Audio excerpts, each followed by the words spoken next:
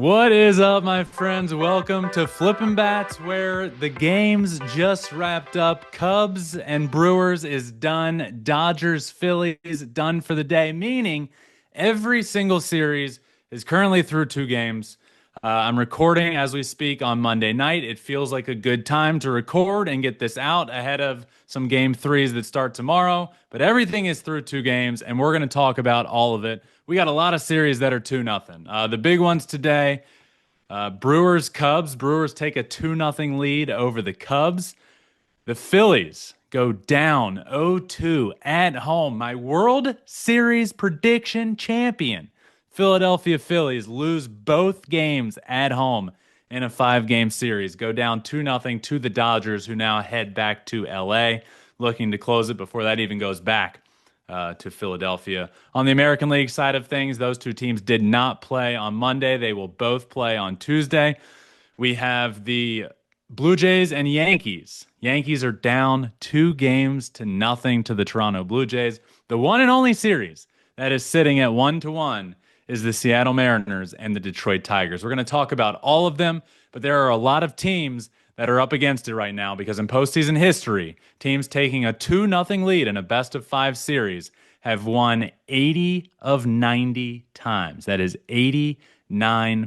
And in this current format, this 2-2-1 format in the division series, teams to win both games 1 and 2 on the road, which is the Los Angeles Dodgers, are the one of the three that are up 2-0 to do that. The Dodgers have won both games 1 and 2 on the road. That team has advanced 16 of 18 times, which is also 89%, including 12 sweeps. So the last team to win the LDS round after losing the first two games at home was the 2015 Toronto Blue Jays. So a lot of these 2-0 teams, every single one of these 2-0 teams has it up against them, but we're going to break down each series. I'll talk about which team I think maybe has a chance to come back, which teams I think are cooked. But it has been a lot of great games. I thought both games in the Dodgers-Phillies series were excellent. The Mariners-Tigers series has been awesome so far. Cubs-Brewers has been a couple blowouts. We'll start there. We'll start on the NL side of things, and we'll start with Cubs-Brewers since it just wrapped up. Remember, Flippin' Bats is presented by FanDuel. Bet baseball with us all season long on America's #1 sports book. We're going to start with a little bit of a recap on the NLDS side of things and then a look forward of what's to come. Cubs-Brewers game 1 was pretty simple. Both of these games have been pretty simple. It's been a big mismatch. And the Cubs in game 1 decided to start Matthew Boyd on 3 days rest. And he didn't make it out of the first inning. Ended up being a bad decision. And look, we can keep talking about this. I can keep beating a dead horse. But the Cubs just didn't add the pitching that they needed to, right? Like, that's going to continue to be the theme. They've gotten their doors blown off in this series. This has not been the Cubs missing one pitcher. This has been the Milwaukee Brewers being a far better team in this series. But you're having to turn to a Matthew Boyd on 3 days rest, who was an all-star, but not good in the second half. And I'm not saying I love Matt Boyd.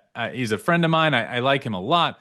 But what I'm saying is, like, to start the NLDS round, you're turning to a pitcher that's been struggling lately on 3 days rest? It just feels wild to me. And he didn't end up making it out of the first inning, and that was essentially the ball game. Michael Busch hit a homer in the top of the first for the Cubs, and it just felt like a lot of momentum. and then in the bottom of the first, Matthew Boyd couldn't get out of it, and it was just the doors were blown wide open, and the Brewers win that game big time. That's game 1. Game 2, a bit of a different vibe early on. Brewers are starting an opener in Aaron Ashby, which made me scratch my head thinking, wait a second. What are we doing? You're the #1 seed in the National League. You have the best record in all of baseball. Your team is built around starting pitching. You have the best starting pitching team ERA in baseball. And in game 2, you're starting an opener? Why? To me, it feels like a bit of overmanaging. Why are we starting an opener? MLB teams that use an opener in the postseason are 12-15. It's not like I don't feel like it gives you this massive advantage to play matchups right out of the gate and say, okay, Well, we want to turn to what I thought would be Quinn Priester. It ended up being Jacob Mizorowski, who was throwing over 104 miles an hour. But we want to turn to a righty. But let's start Aaron Ashby because we like how he matches up better against Michael Busch to lead off the game. I, why are you playing matchups? You're the number one seed for a reason. I felt like it was a bit of a overreach by Pat Murphy, who I love as a manager, and that specifically did end up backfiring because they gave up a bunch of runs in the first inning, gave up a 3-run homer to Seiya Suzuki. First game in postseason history where each team hit a 3-run homer, or obviously a grand slam in the first inning because Andrew Vaughn in the bottom of the first inning hits a 3-run homer as well, tying the game. William Contreras a homer a bit later to make it 4-3, and then Jackson Chourio, who is still just 21 years old. It's been like 3 years of hearing about this kid, who's an absolute stud and playing through an injury. Jackson Chourio, 21 years old, hits a massive homer to dead center to break it wide open, and the game never looked back from there. Brewers take a 2-0 lead in this series as it shifts back to Chicago.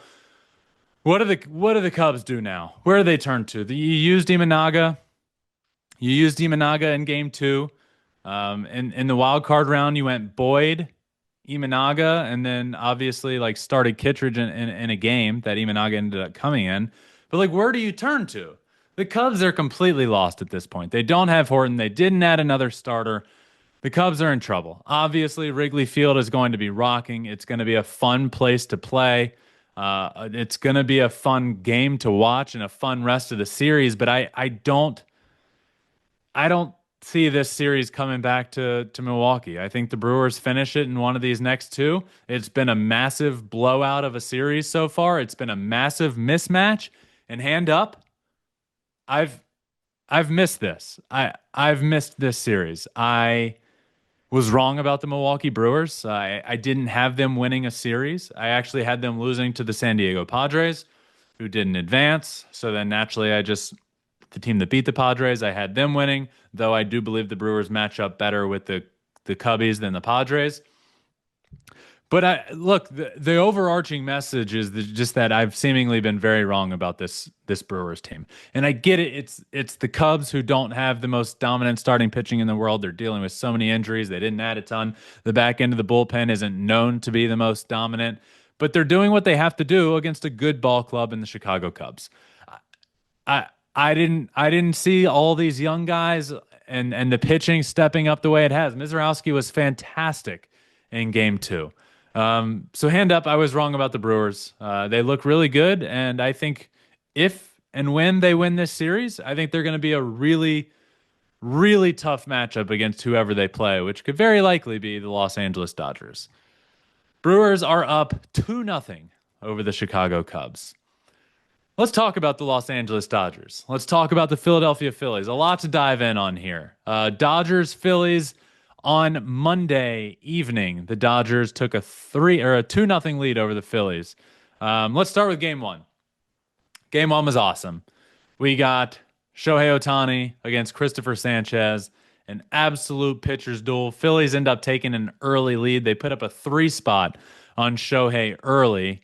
And Christopher Sanchez was just absolutely dominant. I have no problems with Thompson sending him back out there in the 7th, which is where he got in a little bit of trouble. He was dominating. Christopher Sanchez is your guy right now with Zach Wheeler out. So I have no problems with them sending him back out. That's where they got in trouble.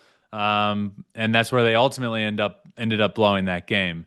But Shohei Ohtani on the mound was fantastic. Ended up giving up a 3-spot early and then ended up going 6 innings total, 9 strikeouts, and only those 3 runs he gave up in that 1 inning.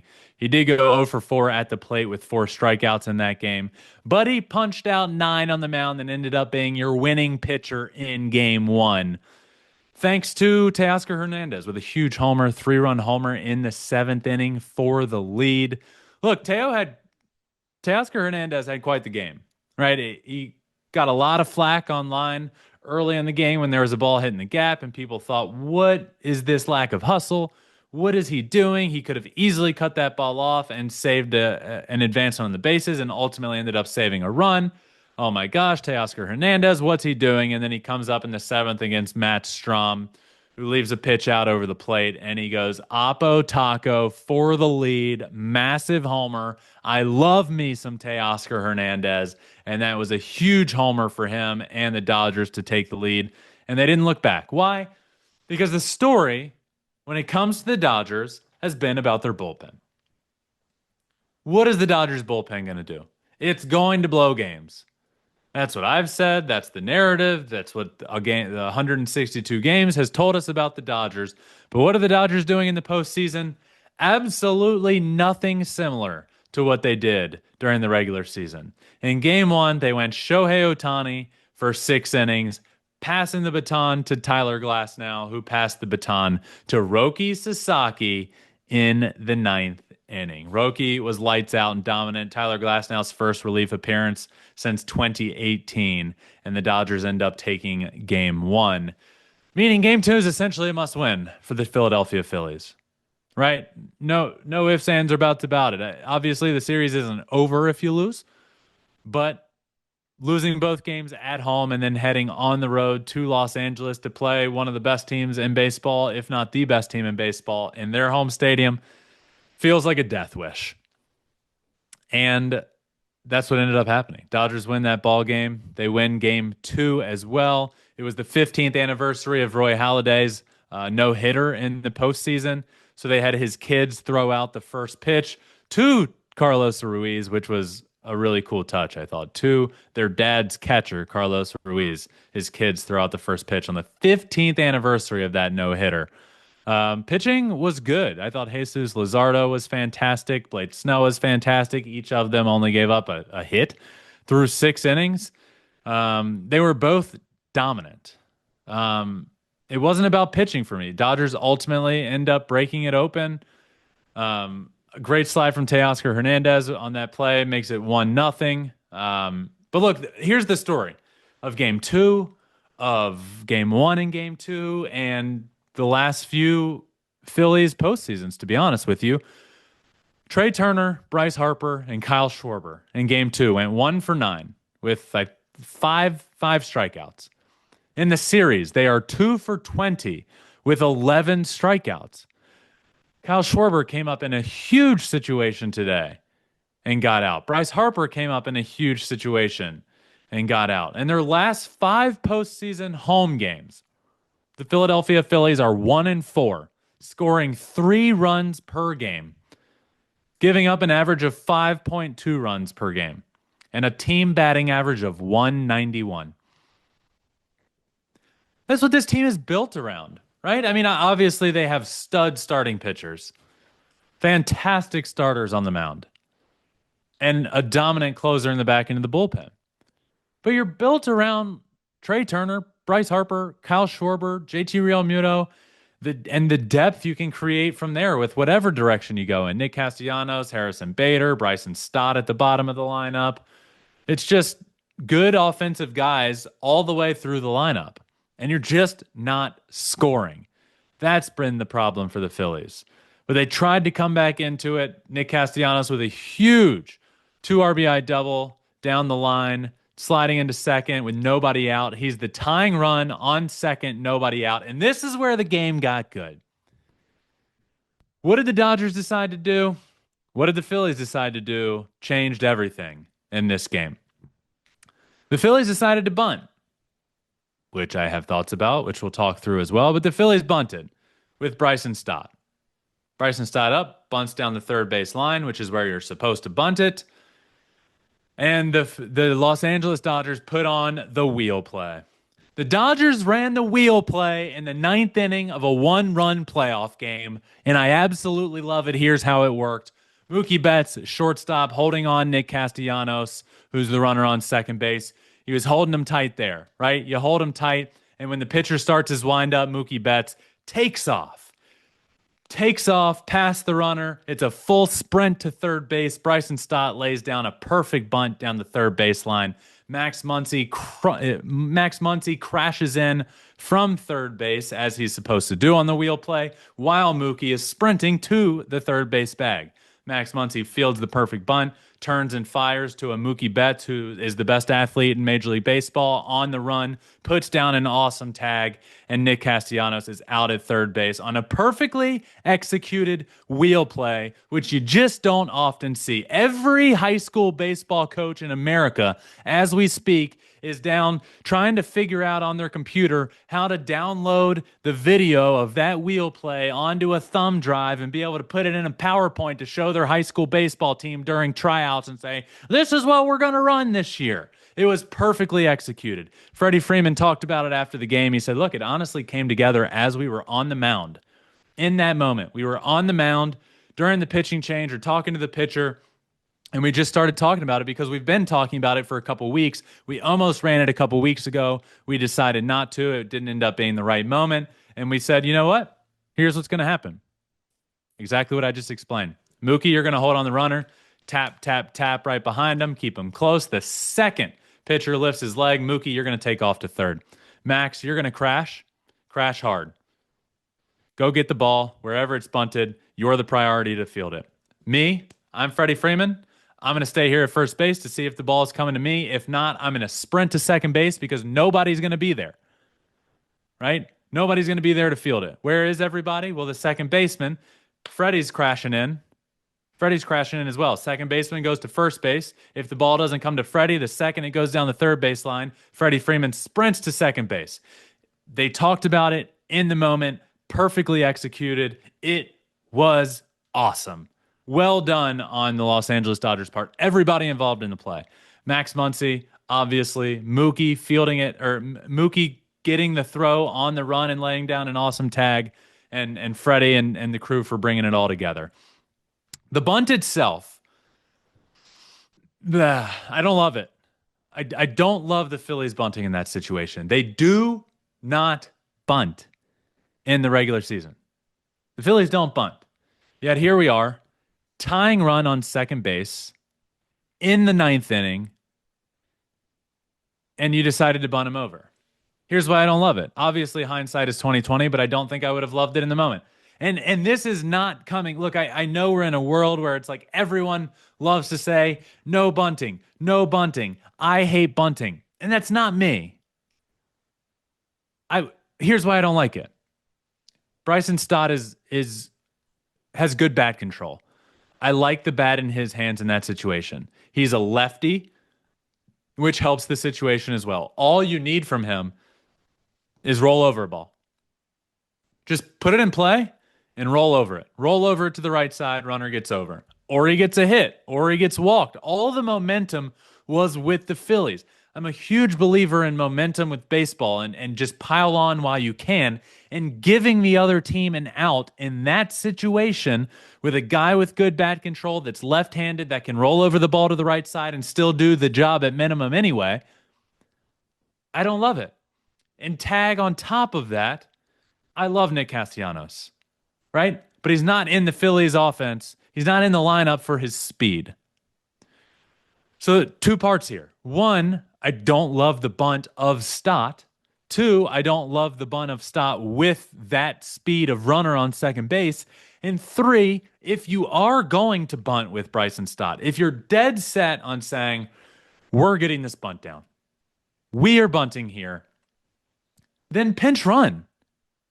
Get somebody else on, like that. That's my big, what are we doing here with Nick Castellanos running, who's not the swiftest of foot, as Freddie Freeman said after the game. Nick isn't Trey Turner running on second base, so it gave us that opportunity to be able to run the wheel play. If you're going to bunt, pinch run. There's no discredit to Nick. Nick's the tying run. He put himself in that position with a huge 2 RBI double. The priority above all else is tying the baseball game. It's not, okay, Nick's bat is going to end up being valuable for us in the bottom of the 11th inning. There's for so many reasons I don't like the bunt there. I didn't like the call. I loved the execution from the Dodgers. I don't want this to take away at all from what the Dodgers executed that to perfection. I have run the wheel play 1,000,000 times in my life. throughout high school, throughout college, throughout pro ball. You try it and you maybe put that play on once a year. Maybe. And that often, like maybe the pitch is fouled off and then you change the play altogether. You maybe put the play on once a year and you've worked on it a million times in your life. And in the bottom of the ninth inning, in a one-run playoff game, in the most hostile environment there is in baseball, the Los Angeles Dodgers ran the wheel play to absolute perfection. And it was just, as a baseball fan, it was beautiful. As a baseball fan, you just had to love the execution of the Dodgers with the wheel play. Anyway, they don't get the bunt down. Runner gets on first. Harrison Bader pinch hits. You get first and second. They bring in Roki Sasaki to close it out. You need one out from Roki Sasaki. You bring him in. Why are we getting cute? Why didn't you start the inning with Roki Sasaki? Roki has proven, in my opinion, already that he's the best guy you got down there in the bullpen. At least the most high leverage back end of the bullpen guy you got. I'm excluding like a Tyler Glass now from that situation, who is a starter that they used in a long relief role. Roki's the most elite. Roki Sasaki is elite. He's thrown 3 games in this postseason. 2 1/3 innings pitched, 3 strikeouts, and a whip of 0.43. He is elite. He is the Dodgers closer. And you know what? Dave Roberts was asked about it before the game and between the 2 games and said, what's his situation? And Dave stopped short of calling him his closer and said he's one of our high leverage guys. And you know what? I loved that play. I love not calling him your closer, because a guy that early in his career might have let the moment get to him, don't call him your closer.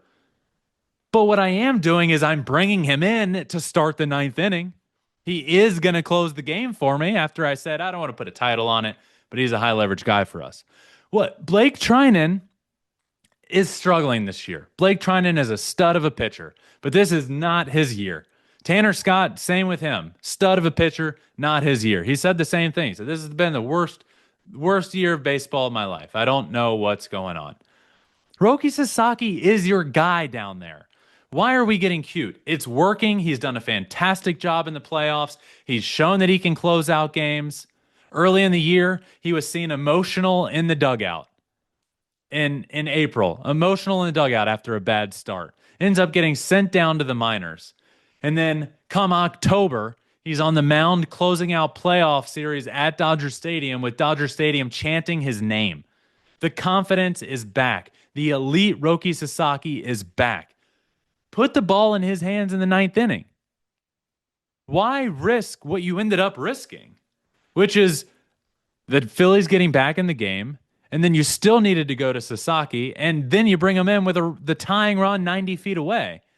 Which, if you were at all worried about Roki Sasaki and his mentality, the worst thing you could do is bring him in with the tying run 90 feet away. Obviously, he ended up doing great. I'm a huge Roki Sasaki fan. He was fantastic, and he got out of it. My only points, 2 points. Roki Sasaki is elite. And 2, bring him in to start the 9th inning. He's your closer. You don't have to name him your closer to the media, but he's your closer. Bring him in to start the 9th inning. Dodgers take the 2-0 lead. They head back to L.A., 2-0. I picked the Philadelphia Phillies to win the World Series, naturally win this series as well. So what I'm going to still do is I'm going to say to you that I absolutely do not believe that the Phillies come back and win this series. Look, the road team winning 1 on the road in those first 2 games is huge. Winning both, it's a death wish. It's a death wish. 90% of the time, the team that wins the first 2 games, goes up 2-0, ends up winning the series. 80 of 90. And then you tack on the fact that we're talking about the Los Angeles Dodgers here, which are star-studded. Well, it gets probably a little bit trickier there. Dodgers take a 2-0 lead in that series as well. So Dodgers up 2-0 on the NL side. Brewers up 2-0 on the NL side. Let's switch on over to the American League side of things. And we're going to start with Tigers-Mariners. Why? Because game 3 is massive. This is the one-to-one series that we have. And it's been a great series so far. Game 1, Detroit Tigers throwing out Troy Melton. Most people watching, most Mariners fans, who? Who are they throwing? Well, Troy Melton was disgusting. Fantastic. He was great. Gave you everything you could have possibly wanted for the Detroit Tigers in that game. And Tigers end up winning that ball game. Tigers end up pulling it out. Great extra inning ball game. Goes deep into extras. Munoz was fantastic. 2 nasty innings. They bring in Vargas, which I don't know if it was a great call to bring him in. Regardless, it is what happened. Look, you could pick apart overmanaging wherever you want in the playoffs. It happens. Buttons get pushed. Buttons don't work. Some buttons do. I didn't love the move of bringing in Vargas, but it is what happened. Tigers end up winning that ball game, which means, for the Seattle Mariners, Tarek Skubal on the bump in game 2. You needed to win game 1. Now you got to win game 2 against Tarek Skubal. And he threw fantastic. But what happened is he got clipped twice by Jorge Polanco. 2 solo homers to Jorge Polanco. That ended up being the difference in the ball game, really. I know Spencer Torkelson drives in 2 later, tied it up. But the Tigers did end up going on to lose that ball game. Skubal was fantastic. Polanco got him twice. First guy to get him twice in a game since 2021. It's happened 4 times. 3 times were in 2021 when Tarek Skubal was not yet Tarek Skubal. Jorge Polanco is the first guy to get Tarek Skubal twice in a game when we're talking like Cy Young, Triple Crown, 101 mile an hour Tarek Skubal. Spencer Torkelson ties it up a little late in the ball game, but Julio Rodriguez drives in the go-ahead run. The Stars showed up for the Mariners, and they end up winning game 2 against Tarek Skubal. My big key, I said Mariners win this series if, and that if was if you beat Tarek Skubal just once. And they did that. Now, if you were to tell me at the beginning, but when I made that prediction, okay, they did it, I would say, yep, all right, that's how the Mariners win this series. I did pick the Mariners to win the series. Now I feel even better about it knowing they beat Skubal once. But what I wouldn't have expected is the Tigers winning the Troy Melton game in game 1. So obviously, both teams still have a great chance here. That's why this series gets huge as it shifts to Detroit for game 3, where we are getting Jack Flaherty on Tuesday against Logan Gilbert. For the Seattle Mariners. This is massive, obviously. Look, the series is 1-1. The team that was not favored to win this series is getting 2 of 3 games, right? It's basically a best of 3, and the first 2 games are in Detroit. And you have Tarek Skubal coming back at some point in this series. Now, that at some point is where this gets the most interesting to me, and why I think the winner of game 2 is going to decide, the winner of game 3 is going to decide this series. If the Tigers can win game 3, that guarantees a Tarek Skubal start on full rest. And I know Mariners fans can sit there and say, and trust me, it's all in my mentions, we're not scared of Skubal. We've beaten him 3 times now. And yes, that may be true, but Tarek Skubal shoved in game 2. He was fantastic. He's the best pitcher in baseball. He was nasty in the first game. You should be scared of Tarek Skubal. Everybody should be scared of Tarek Skubal, not the offensive players, right? If I went into a game saying I'm scared of this guy, which there's certainly times in which I did, right? I'm being honest, absolutely. Times in which I did. Not like shivering, but like overmatched, knowing a guy is nasty and going up with a bad attitude. You don't want the Tigers or the Mariners aren't saying we're scared of him, but every fan base should be scared of having to face him. You get him on full rest if the Tigers win game 3. If the Mariners win game 3, then the Tigers might need to use Skubal in relief to even get to a game 5, which changes everything. Game 5 is back in Seattle. If Skubal's starting on that mound, it really levels the playing field and shifts the advantage to the Tigers. If the series shifts back to Seattle and Tarek Skubal has already been used, well, that's a massive advantage for the Seattle Mariners. So this game 3, Jack Flaherty against Logan Gilbert, is going to be massive. Jack Flaherty, I think not the year he was wanting and expecting to have with the Detroit Tigers, but his first game start in the playoffs was awesome against a Cleveland Guardians offense that is not exactly a juggernaut of an offense. But Jack Flaherty thrives in the big moment. And he said that. He said, we're heading back home. The crowd's going to be awesome, and I need that to thrive. I will thrive on that. Game 3 is on Tuesday, and this is the massive swing game of the series. I'm so excited to watch that. The Tigers need to figure out how to hit with runners in scoring position. It continues to be abysmal. The Tigers' offense with runners in scoring position continues to be abysmal. And they will not win this series if that continues. We saw the Mariners step up in Game 3.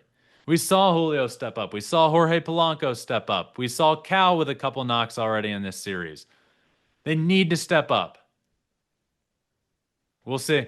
We'll see if they're able to. Game 3 is on Tuesday. Game 4 will be on Wednesday. And a potential Game 5 will be on Friday back in Seattle. But this series has been awesome. It's 1-1. Mariners end up winning Game 2. Tigers win Game 1. And here we are as the series shifts to Detroit. Tigers have to hit with runners in scoring position, and the Mariners need to continue with what they did in Game 2. The Mariners won their first playoff home game since 2001. 2001. It's been almost a quarter of a century since the Mariners won their first home playoff game, or since the Mariners last won a home playoff game. And I was really just sitting back. Look, here's my deal when it comes to this series. I will forever root for the Detroit Tigers. It's my organization. I grew up around the organization. I played there for 5 years. I know so many people there. I love that organization, and I will root for them. I also really enjoy the Seattle Mariners franchise. It's a beautiful stadium. It's a beautiful place to play. I love that team, the environment, the crowd. I love them going for it at the trade deadline. The atmosphere that place has created after 24 years without seeing a home playoff win. I love it. So I sat back yesterday watching that game come to an end with fans in literal tears in the stands, with the place going crazy, and just thought, this is awesome. This is awesome. There are so many people in that stadium that weren't alive when the Seattle Mariners last won a home playoff game. 24 years. And you could feel it. You could feel it in the crowd, in the environment, in the players. It was awesome. So I will forever root for the Tigers. I picked the Mariners to win the series. But it was really cool. It was a really special moment after Game 2 when the Mariners won that game. And just seeing the emotion on everyone's face was awesome. So we got a 1-1 series. 1-1 series as it shifts to Detroit. Let's talk about the last series, Yankees, Blue Jays. The Toronto Blue Jays were the number 1 seed. The New York Yankees had the same record this year, but were the number 4 seed because they did not hold the tiebreaker. Why did they not hold the tiebreaker? Well, the Toronto Blue Jays absolutely dominate the New York Yankees at home. The Blue Jays are 8-1 at home against the New York Yankees. And that hasn't changed. Look, the Blue Jays are up 2-0 in this series. It started in Game 1. Good pitching matchup. Luis Gil was good enough for the New York Yankees. Gosman was good enough to keep everybody in the game. Ends up being a really tight, close ball game when the Yankees turn to Luke Weaver out of the bullpen in Game 1. This is not the same Luke Weaver from last year that we saw in October and down the stretch in the regular season. It just hasn't been. So I just didn't understand. Again, I'll keep saying this forever, so nobody comes at me. I understand hindsight is 2020. But in the moment, I thought, why is Luke Weaver coming in? It's just a 1-run ball game. Go Fernando Cruz to Devin Williams to David Bednar. Ride the hot hands back there. Luke Weaver is not the hot hand. Well, he ended up getting shelled and didn't get an out and had an infinity ERA when he came out of the ball game. And he gave, and the game was over basically by the time he was done. I just sometimes feel like Aaron Boone goes into games with a script and he doesn't deviate from it. And the script that day said, my first, if we don't get through 6 innings, through 6.5, through 7, whatever it may be, with Luis Heel, Luke Weaver's going to be my first guy out of the pen. And he just doesn't deviate from that. Sometimes I feel like he just has his script and he sticks to that and doesn't deviate from course or use any feel of the game, which I know he has. I like Aaron Boone. He was a player, obviously one of the biggest postseason home runs in history. But I sometimes feel like he has his script and he doesn't deviate. But they end up losing that game. They lose game 1. Aaron Judge had a massive situation in that game where he could have changed everything. It ends up being a blowout, but this situation with Aaron Judge coming up with the bases loaded against Kevin Gausman could have changed everything. He gets himself to a full count, bases loaded, nobody out. And he swings at a splitty low and away that he just never swings at. He never swings at a pitch like that. It wasn't just down, like in the, horizontally in the strike zone and then just down, like it looked like a fastball was going to catch the bottom of the zone and then down. It was outside as well. He never swings at that pitch. He is pressing. He's pressing again this postseason. Since 2019, these are Aaron Judge's regular season combined stats against his postseason combined stats. Batting average of 300 compared to 211 in the postseason. On base percentage of 418 compared to 320. Slugging percentage of 632 in the regular season. Insane. Compared to 386 in the playoffs. His strikeout percentage is up 4% and his walk percentage is down 4%. He's pressing. There's a narrative around him now about him in the postseason. And I'm sure he feels that. He's pressing. He's the best hitter on the planet, but he's pressing in October is what I see from him. So the Yankees need him to, if they're going to win this series and come back, they obviously need Aaron Judge to figure it out. And you can point at his batting average this series. He obviously has quite a few hits, but mostly singles. There was a broken bat single, and then there's that ball to left against the Red Sox with Jarren Duran having a terrible read and then diving for a ball and clanking it that absolutely should have been caught, and that goes down as a hit.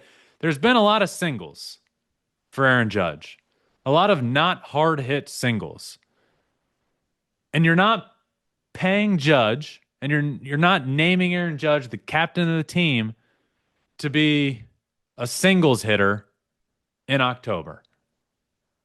You're just not. He's not that type of hitter. He's not a Luis Ariz. Right? So I'm a huge Aaron Judge fan. I really enjoy watching him and what he's been doing over the past few years and have called it a Barry Bonds-esque run. And that is true. From 2022 to 2025 is unlike maybe anything we've ever seen other than Babe Ruth and Barry Bonds.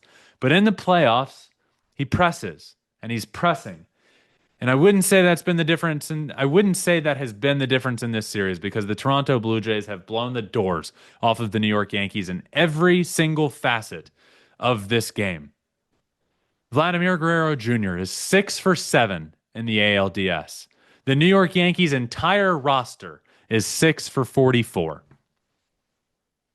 Vladdy Jr. has as many hits on his own as the New York Yankees' entire roster has. Dalton Varsho went 4 for 5 with 2 homers and 4 RBIs in the second game. Trey Savage in game 2. Let's talk about Trey Savage. You don't know who that is? Well, I don't blame you, because he hadn't even thrown a pitch in professional baseball when this season started. He'd thrown 14 career innings when he started on the mound in game 2. And he went out there and racked up the most Ks in a single postseason game, age 22 or under, other than Livan Hernandez, who had 15, and John Candelaria, who had 14. Trey Savage with 11 strikeouts in 5 1/3 innings, 0 hits, and 0 runs. Trey Savage, take a bow. Absolutely incredible to watch. And the moment after the game when he got the curtain call and then came out and he just got the standing ovation and the emotion on his face. And then they asked him about his family being in the crowd and he just lost it. God, I loved it. This is what baseball's all about. What a moment. This kid is 22 years old and hadn't thrown a single pitch in pro ball before this year. Started the year in single A Dunedin. Threw 14 career big league innings before starting in game 2 of the ALDS against the New York Yankees. And he didn't give up a hit over 5 1/3 and punched out 11. What a remarkable debut. What a remarkable moment. Think of this timeline for a second. Go back to the beginning of the year. The Toronto Blue Jays. Half a year ago, all the Vladdy Jr. drama was unfolding, and Trey Savage hadn't yet thrown a single pitch in professional baseball. I thought Vladdy Jr. would be out the door. I thought he was going to get traded. They didn't meet the extension deadline. He didn't get an extension done, and he said he's going to hit free agency, and I thought he was going to get traded. Here we are, half a year later, and Vladdy Jr. is hitting the first grand slam in franchise postseason history, and Trey Savage, who hadn't thrown a pitch in pro ball, is having one of the most dominant rookie postseason games in history. What a difference a season makes. Blue Jays are up 2-0 on the New York Yankees as this series shifts to New York. Look, if I'm looking at all of these series that are 2-0, Dodgers Phillies heading back to LA feels over to me. Brewers Cubs feels over to me. If there's any team with a chance to shift the series back to where it started, I think it's the Yankees, just because they're getting to go home. And I do believe that that offense has the potential of heating up. The Blue Jays are doing this without Bo Bichette. Like, this team is not at their full capability. Anthony Santander has come back. Finally, he missed the majority of the year. He just came back right at the end. He's just now back. He's got a hit in the playoffs. So, but the Blue Jays are struggling health-wise. And they are still, every facet of this series, beating the New York Yankees. And I sat here a few days ago and said, look, I just don't see a path. I don't see a path. Look, in the first round of these playoffs, I was spot on. In the second round of these playoffs, I've been spot off. Too many spots. Whatever you want to say. I just didn't see a path for the Blue Jays. Okay, starting pitching, which side is better? And I took the Yankees and Fried, Rodon, and Schlittler. That hasn't panned out. Fried, not good. Hasn't been good in the playoffs.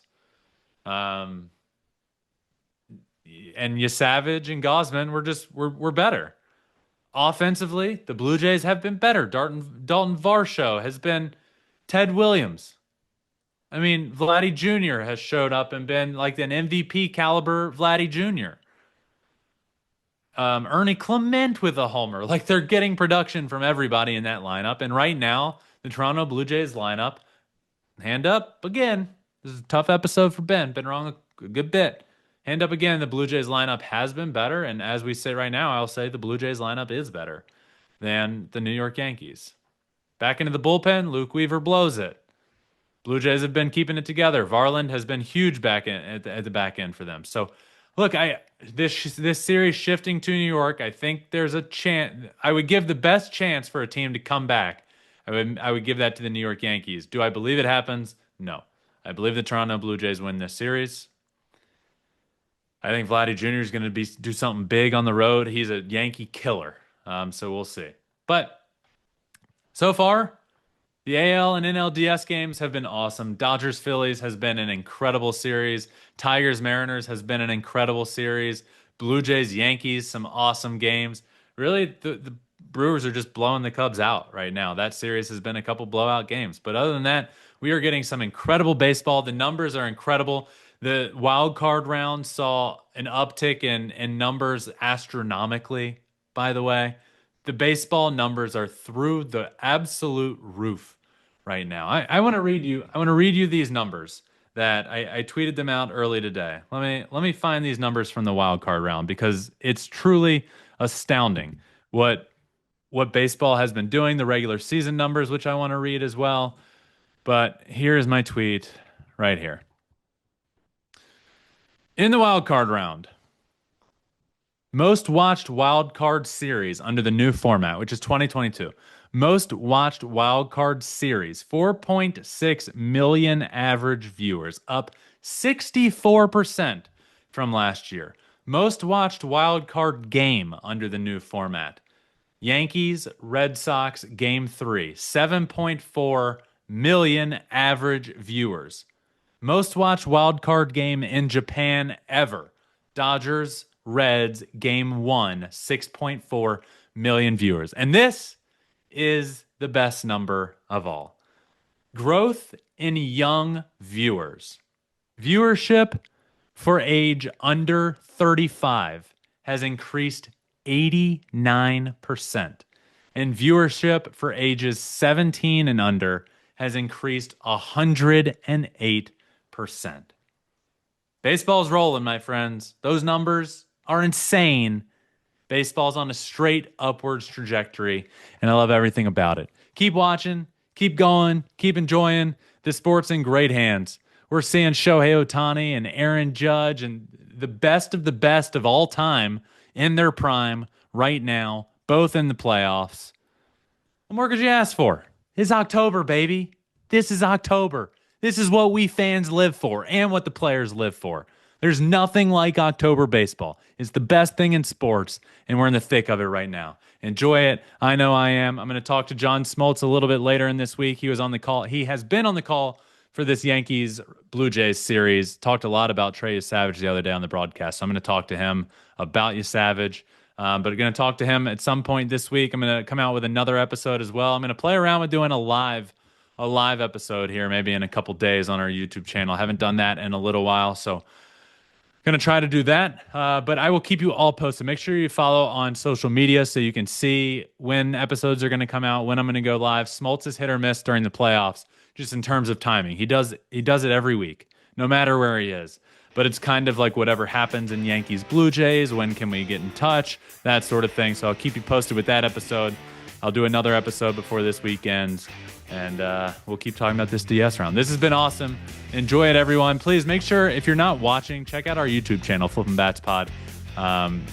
Leave a comment, like the video, but you can watch every single thing we do on our YouTube channel, Flippin' Bats Pod. I love hopping in the comments and talking to you guys and kind of continuing the conversation from the episode there in the comments. So please check it out. Leave a comment, like the video, subscribe. That all really does help. Check us out wherever you listen to your podcast. Make sure you hit that follow or subscribe button. And again, on all social media at Flippin' Bats Pod everywhere. 2025, the year of Flippin' Bats. What a fun postseason this has been, and it rolls on, baby. I'll talk to you all in a couple days. I love you guys. I love the Flippin' Bats community. Enjoy these games, and I'll talk to you soon. Remember, until next time, find your bat and flip it.